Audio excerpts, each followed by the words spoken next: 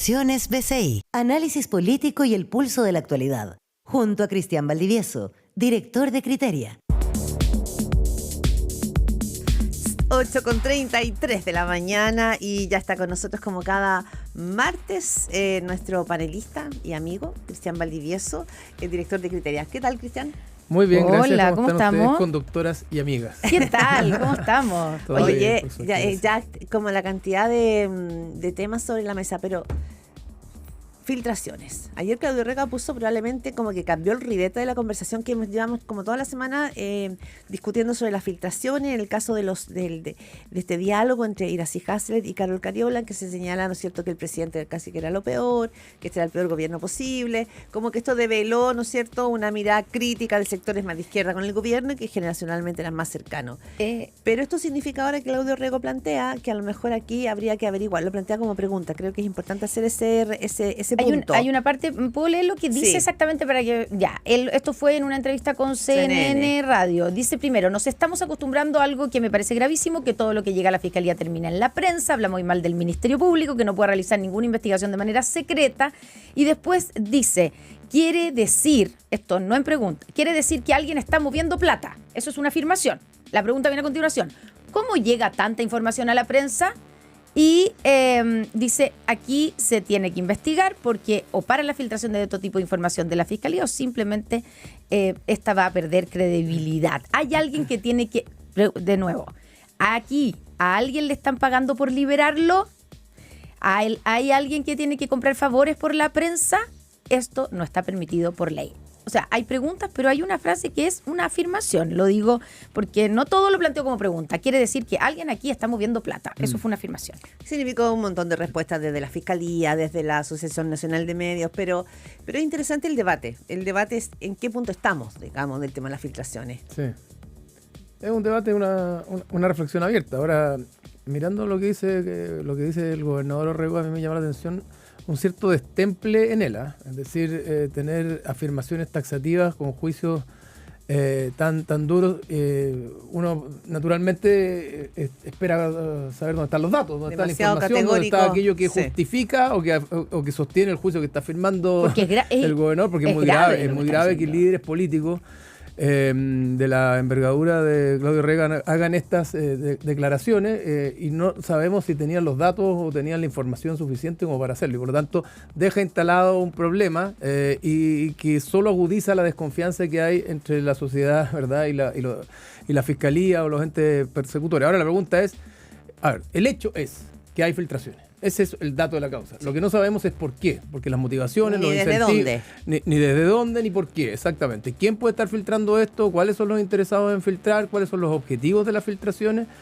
Algunos dirán esto tiene que ver con que son objetivos para empujar las causas judiciales, otros dirán que no tienen ningún objetivo judicial, sino que son solo copuchas, ¿verdad? O pelambres. Pero el tema es que se están produciendo filtraciones y la pregunta es ¿por qué? Yo no creo que las únicas motivaciones para filtrar algo tengan que ver con dinero, menos que la imputación que aparentemente tiene relación con que los medios de comunicación estarían comprando filtraciones a la Fiscalía en un contexto además donde los medios de comunicación no les sobra el dinero. Pero además es una imputación muy dura. De hecho, reaccionó la Sociedad Nacional de la Prensa o la Federación Nacional de Medios de Comunicación, porque claramente se sintieron agraviados, porque la imputación iba directamente hacia allá. Claro, que yo sepa, eso no ha ocurrido en Chile, o sea, que puede ser una práctica en otros países, porque es una práctica corrupta, ¿cierto? Sí. Eso de que la prensa pague por información, o sea, como las... Yo no lo he sabido. Yo no he sabido, digamos, de ningún caso. Pero sí creo que hay un peligro, no sé cómo lo ven, porque Donald Trump, desde que asumió hasta ahora, ha tenido una mirada muy crítica en los medios. Hay medios a los que no dejan entrar a conferencias de prensa. Javier Milei está haciendo lo mismo. Es decir, se está instalando un germen en la opinión pública de que los medios de comunicación terminan siendo tus enemigos. Y no lo digo solo respecto, digamos, de liderazgos de derecha, sino que uno mira, por ejemplo, figuras como Pablo Iglesias, ¿no es cierto?, un hombre del Podemos de España, muy cercano a algunos líderes del Frente Amplio, que también consideran que los medios de comunicación son como armas políticas. Y es interesante porque en momentos donde hablamos tanto de la fragilidad de la democracia, el rol de los medios de comunicación es bien angular, es bien importante. Entonces, vienen campañas políticas y si esto va a significar que entonces lo de Claudio Rego carcome ese punto. Sí. Ahora yo separaría al difusor o al emisor de la información de a los filtradores. Yo creo que los medios de comunicación, si reciben una noticia o una información que es atractiva, que puede tener, discutiremos si tiene interés público o no tiene interés público, si hay interés político o hay interés de la sociedad en su conjunto, pero es una información que es entretenida por al menos, o atractiva o interesante por otro. Que los medios de comunicación, obviamente, si reciben esa información la van a difundir. Eso es obvio y natural. Entonces la pregunta es, ¿quién está queriendo ejercer de una suerte de, no sé, policía política de alguna manera, que está acusando a la gente por la prensa y usando a los medios de comunicación como vehículo para estos objetivos de maquinación política o de control político? Ese es el punto. Y aquí yo creo que es donde hay que investigar. Pero poner la responsabilidad a los medios de comunicación, funar después a los periodistas que hacen su trabajo, me parece que es del todo improcedente, además muy injusto, porque obviamente que el trabajo de la prensa es informar. Y obviamente que los chats que se filtraron, que no tienen nada que ver con la investigación judicial, en este caso, son de interés de los medios de comunicación y de interés de los que leen los medios de comunicación al final del día. Entonces, ¿por qué le vamos a pedir a los medios de comunicación que ellos ejerzan, hagan de filtradores de información que para ellos puede ser atractiva para sus propios lectores y de interés? Discutiremos interés público o interés político, pero de interés de los lectores al final del día. Claro, hay que decir un par de cosas, creo yo. En el fondo, ese es el trabajo que hacemos en general los periodistas y los medios cuando tenemos acceso a alguna información. Hay una deliberación de si es importante, si hay un interés público o interés, tú dices político, para que esa información no es que nosotros seamos meros buzones. No, y si es verosímil, hay que certificarla, de que te mandan chequearla, cosas, porque si no nos transformaríamos también, y eso es un peligro, en herramientas de digamos, de intereses, que se filtra una parte y no otra. Ahí también hay una discusión. Pero hasta ahora, con el último tiempo, todas las filtraciones que hemos conocido, algunas con más interés en las causas judiciales, otras con menos interés, algunas que rozan la farándula, la copucha, lo que sea. Pero ninguna de esas filtraciones que han hecho los medios de comunicación, digamos, serios, han sido desmentidas por la gente que filtró. Entonces la pega de hacer el chequeo está hecha. Entonces, desde esa perspectiva, a mí me parece injusta la acusación que hace el gobernador Orrego, porque de alguna manera apunta a los medios de comunicación como interesados en ir a tomar información de manera, digamos que ilegal. Claro. No es arbitraria, ilegal. Y aquí lo que hay que poner el foco es en quién está filtrando. Y eso es el punto de fondo. ¿Y con qué objetivo? Y ahí los filtradores pueden estar en la fiscalía, pueden estar en la PDI, pueden estar en los abogados de uno y otro lado, en el mundo político. O sea, nosotros no lo sabemos. Y yo creo que también hay que destacar o separar que algunas filtraciones han permitido a la ciudadanía entender situaciones que podrían ser constitutivas de casos de corrupción. Dar a conocer en su minuto el audio de Luis Hermosillo, uno podría decir, bueno, ¿a quién se le ocurrió enviar esta información? Bueno, parece que esa no fue desde los fiscales, sino que de alguno de los socios, pero digo, algunas filtraciones cuando son aportan, también nos han permitido como sociedad develar, correr el velo de situaciones gravísimas que han estado pasando atrás. Y que si no, probablemente no las hubiéramos conocido. Claro. No hubiéramos sabido, no sé si Manuel Monsalve seguiría siendo subsecretario del Interior a esta altura, no sabemos qué hubiera pasado con el caso Hermosilla, porque lo que queda muchas veces tiene que ver con la parte farandulera, ¿verdad? El pelambre que Hermosilla con Guerra hicieron de una candidata presidencial hoy día. Pero debajo, en la profundidad de ese pelambre, los chats revelaron cosas mucho más importantes y relevantes respecto de las causas que hoy día se están investigando. Entonces, a mí acá me importa poner la diferencia entre los filtradores y los que difunden el contenido haciendo la pega de chequearla, evaluarla y saber si efectivamente esos contenidos en algún minuto fueron producidos por las fuentes emisoras a las que se está aludiendo. Bueno, hablando de posibles filtradores, digamos, y acusaciones, el fiscal nacional que está en una entrevista o estuvo recién hace pocos minutos en Radio ADN, dice, y le responde a las acusaciones de Orrego, dice, si tiene antecedentes y los presenta sería algo muy grave, pero si no los tiene, también es de gravedad, porque hace imputaciones que ofende a más de 4.000 funcionarios y dice que además esto, si no es en el fondo terminaría siendo una injuria si es que no tiene los antecedentes y lo estaría lanzando así nomás. La fiscalía se está defendiendo. Igual ayer el fiscal a cargo del caso, el fiscal Cooper, que estuvo también, estaba dando varias entrevistas, dijo que, y fue súper como claro diciendo que en la carpeta investigativa estaba en manos de varios, como diciendo, no solamente los ojos tienen que estar puestos en la Fiscalía. Sí. Están en las manos de la PDI, están en las manos del Tribunal de Garantía, que es al que se le pidió la orden de allanamiento, y para eso tiene que tener los antecedentes que justifiquen la orden de allanamiento. Y están también en manos de la defensa de Carol Cariola, como diciendo, busquen en todas partes. Exactamente, aquí todos se están sacando los balazos, pero de alguna parte está saliendo eso, y la pega de la prensa obviamente es, digámoslo cíticamente, auscultar al poder, evaluar al poder o investigar. Bueno, si lo están haciendo la pega y lo están logrando, me parece razonable. Y creo yo que en esto se equivocó profundamente el gobernador Orrego, porque tiró palos para todos lados, y si no tiene los antecedentes, finalmente va a terminar siendo de alguna manera el impugnador de los medios, de la Fiscalía, del Ministerio Público, y sin ninguna prueba que pueda constatarlo, y por lo tanto solo se va a agarrar además la animadversión de mucha gente sin tener ninguna prueba ni ganar ninguna adhesión en la ciudadanía, porque es un poco verosímil lo que está planteando hasta ahora, sin que no tiene pruebas. Claro, Cristiane Valdivieso, para avanzar también en otros temas. Y por último, perdona, además, ¿qué tiene que ver toda esa discusión con la gobernación de Santiago y la pega que tiene que hacer ahí el gobernador? Entonces, ¿Tiene cara de candidato presidencial cuando está haciendo esa, o no? Si es así, es una mala estrategia desde mi punto de vista. Paso en falso, exactamente. Paso en falso. Bueno, pero sí está en curso, ¿no es cierto?, el reacomodo, el posicionamiento de jugadores en la cancha, y la semana que pasó, pero tuvimos, ¿no es cierto?, a dos figuras como Johannes Kaiser y José Antonio Kast poniendo el tema de las armas. Tenemos, ¿no es cierto?, decisiones del Frente Amplio respecto a candidaturas que no sucedieron, tampoco del Partido Socialista tenemos claridad. ¿Cómo estás viendo tú, que además ves encuestas, les vienes siguiendo como el pulso ciudadano, este reordenamiento que todavía no sabemos bien cómo va a aterrizar? Y cómo ves también, ¿no es cierto?, la opción de la única candidata realmente instalada en cancha, con equipos trabajando y con propuestas como Evelyn Matei. Bueno, la pregunta es gorda. Sí, pues. ¿Por dónde partimos? Por donde tú quieras, Cristian. Claro, oye, mira, lo que sí es de alguna manera llamativo para mí, al menos, es que los últimos meses hemos venido, porque no es semana, sino que los últimos meses hemos venido conversando bastante sobre la tensión que hay en la derecha y entre las derechas, ¿verdad? Y de alguna manera cómo estos se están comiendo, la lógica canibalesca que están teniendo entre ellos, donde sumada toda la oposición, si se quiere, podría ganar en primera vuelta, y lo que vamos viendo es la dispersión que se va produciendo por quedarse con el pedazo más grande de la torta.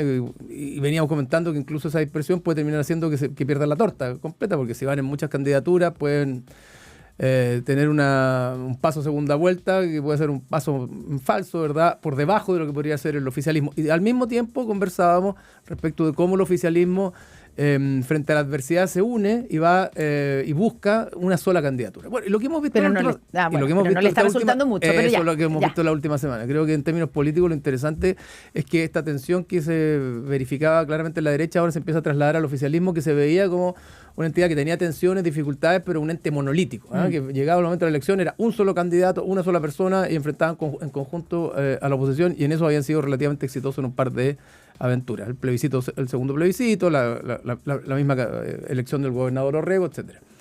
Pero ahora vemos que hay harta tensión adentro. Hay harta tensión en el oficialismo, no por los chats solamente, sino que por las dificultades para conseguir candidatos. ¿Y eso cuál es a tu juicio por qué nadie quiere ser candidato? Ayer Daniel Mansuy decía que el problema de la centroizquierda era eso, que nadie quiere ser candidato, ponía el ejemplo, no sé, Bodanovich, Bachelet, Winter, y claro, la pregunta es, ¿ven en el fondo que van a perder, que no tienen posibilidades y por lo tanto nadie se quiere exponer a eso? ¿Por qué vemos puros nombres que salen todos corriendo y partidos que están chuteando la decisión a ver si pasa algo más adelante? Sí, yo creo que esto es una pregunta más bien freudiana, porque es difícil saber qué es lo que hay en el inconsciente, pero lo que hasta ahora es bastante evidente es que para el Frente Amplio siempre fue más fácil la lógica de impugnar, de criticar, de cuestionar, que la de gobernar. Y ahora le está haciendo también difícil la lógica de sostener y cuidar lo que han hecho y tratar de proyectarlo. Es decir, transformarse en incumbentes les es un problema. Y hoy día son incumbentes y tienen que salir a defender la obra del gobierno. Entonces, la pregunta que hay detrás de esto es, ¿hay cobardía, hay desinterés, hay temor a perder? Y yo creo que es un conjunto de todas estas cosas, y también la sensación de una cierta orfandad de las mismas candidaturas y de no sentirse completamente arropados por las mismas. Pero también creo que hay que ir caso a caso. Michelle Bachelet yo de verdad, lo discutíamos ya con un entrevistado, pero cuando uno escarba bien y habla con algunos líderes, dice, la verdad es que ella no dio tantas señales de que quería volver a ser candidata, sino que hubo una interpretación de algunos dirigentes del Partido Socialista de que ella estaba enviando señales, porque al parecer ella se fue de vacaciones y se desconectó, no siguió enviando señales. Y en el fondo dijo lo que siempre había dicho, que quería que aquí hubiese un reemplazo de generaciones. Entonces, yo creo que no es por cobardía que no quiso ser, sino porque dice. Pero yo no estoy hablando de la presidenta, yo estoy hablando del Frente Amplio. O sea, por eso haciendo el Frente Amplio está como es que quedaron es que quiero llegar ahí. Sí, Digo, sí. estoy haciendo la lista de lo que dice la Connie transmite, que dijo Daniel Mansuya, a quien respeto y le tengo un gran cariño. Tomás Bodanovich, que es la figura estelar del Frente Amplio, del día uno dijo, si yo soy elegido alcalde, no voy a traicionar a las personas que votaron por mí, yo voy a ser alcalde, voy a cumplir mi palabra. Y entiendo que es el argumento que él sigue dando al interior del Frente Amplio. No dice que él no va a, ¿sí? no va a traicionar se ha mantenido el voto. en su misma línea del Y principio. si no lo hiciera, probablemente estaríamos diciendo, oye, pero él ganó prometiendo una cosa que no está cumpliendo. Ahora no sé cuáles serían los otros que no se sienten arropados, pero... Bueno, pero han nombrado, o sea, en el caso... Bueno, está el caso de Gonzalo Vinter. De Gonzalo que también Vinter. Ahí sí. Que está Ahí pataleando, sí. que ¿Qué no pasa? quiere... Ahí sí. Bueno, nadie sabe, te fijas, pero el hecho Claro, pero es... en el fondo si es que el candidato, si el candidato que tenga el Frente Amplio, pongamos Gonzalo Vinter, por ejemplo, ese caso, si va a una primaria, en algún minuto va a tener que criticar o decir algo o separarse del gobierno de su, digamos, no solamente compañero de ruta, sino que amigo, Como Gabriel todos los candidatos Boric. que han venido al oficialismo. Pero es que es del partido del presidente y yo entiendo que hay una especie como, no sé si de orden, pero de la moneda al Frente Amplio de no cuestionar los actos del gobierno. Entonces quedan un poquito como sin, ¿qué van a hacer? Sí. A ver, ¿O no? aparte de Tomás Bodanovich, que de alguna manera, dentro del Frente Amplio, de alguna manera ha dado lineamiento, cierta claridad respecto a estar preocupado de los problemas mayoritarios del país. ¿Ah? No nos olvidemos que él mismo pidió que la fuerza pública y los militares salieran a la calle en algún minuto, o sea, que la seguridad es su tema central.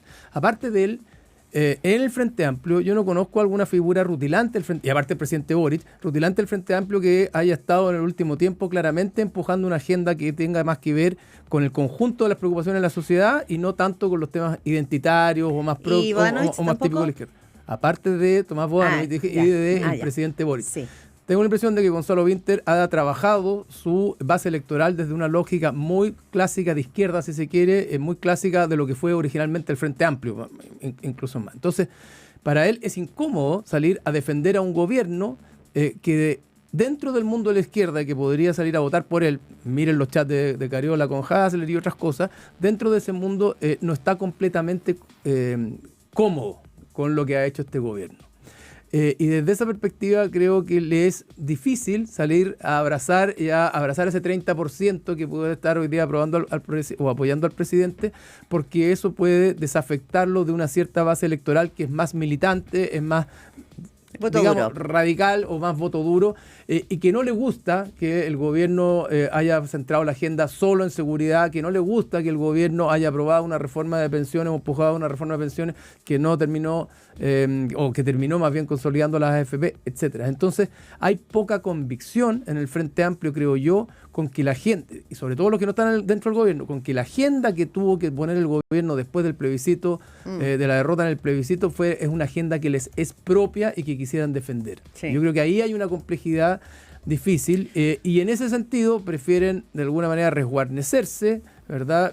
Meterse en las trincheras nuevamente para poder, en el Parlamento, ¿verdad? Y en otros cargos de elección popular con sus propias bases, para en otro momento volver a arremeter. Y en ese sentido creo yo que hay una cierta complejidad. Y el único que podría salir a decir, defiendo la obra de este gobierno porque creo que la agenda de la sociedad es más importante que nuestra agenda partidaria en algún minuto, y cuando tenemos que gobernar tenemos que hacerlo pensando en la mayoría del país y no en nuestra base electoral, es Tomás Bodanovich, que ha dicho que no quiere.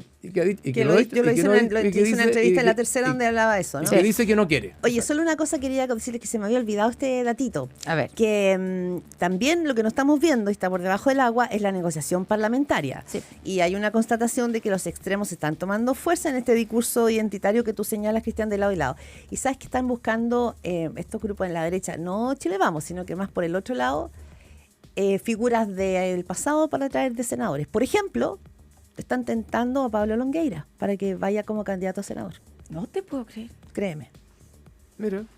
Entonces, en el fondo quiero decir que por debajo lo importante es que los estrategas están mirando cómo tú vas a ocupar el Congreso para el próximo gobierno. Exacto. Y ese es el tema clave. Exactamente, ese es el tema clave. Entonces, en ese sentido es que están buscando a Pablo Longueira como el retorno. Y el mundo del Frente Amplio, el mundo de... No del oficialismo, del Frente Amplio, probablemente también está viendo más el Congreso y refugiarse en el Parlamento y ver cómo ser una buena oposición donde logran volver a recuperar ciertas banderas que no son las propias del gobierno. Esto también te habla, Connie, de alguna manera una cierta soledad del presidente, dentro del mismo mundo del Frente Amplio, no solo en el mundo comunista, sino que dentro del mundo del Frente Amplio, porque nadie quiere de alguna manera recoger la posta de un gobierno que terminó siendo, a ojos de muchos, el quinto gobierno, ya no sé a esta altura, el sexto gobierno de la concertación, un gobierno liderado, ¿verdad?, y empujado por el socialismo democrático. Pero eso no entender el peso de la realidad al final del día y que el presidente Boric tuvo que hacer lo que tuvo que hacer.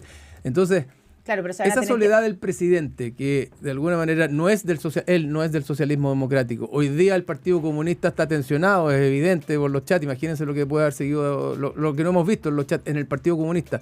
Y en este Frente Amplio, que en general no quiere asumir esta posta, demuestra que la soledad del presidente es mayor a lo que uno pensaría y que el presidente hoy día está más bien arropado en su 30%. Sí. Es decir, en la ciudadanía que lo apoya y que constituye una cierta base electoral del presidente y que de alguna manera le permite decirle a todo el resto, cuidadito, Sí. que aquí en términos electorales el que es más potente o más poderoso soy yo. Como Pero diciendo, el presidente se empieza a quedar sin domicilio. Ojo con esto. ¿Hasta dónde tiene hoy día real ascendencia en el Frente Amplio el presidente? 8:54, tema que vamos a seguir profundizando, porque también la pregunta es, ¿ese 30% es del presidente Boric o es de su mundo? Vamos a seguir Yo creo que viendo. hoy día es más del presidente, de alguna Sí. manera, porque el presidente ha logrado jugar este juego de equidistancia entre la izquierda y la centroizquierda, pero vamos a ver hasta dónde eso le permite, una vez salido el gobierno, tener ascendencia sobre el mismo Frente Amplio. Cristian, que no quiere recoger claro, el guante. Que va a tener que hacerlo en una no quiere eventual seguir la posta. primaria. Cristian Valdivieso, director de Criteria, panelista de martes aquí en Pauta de Análisis, que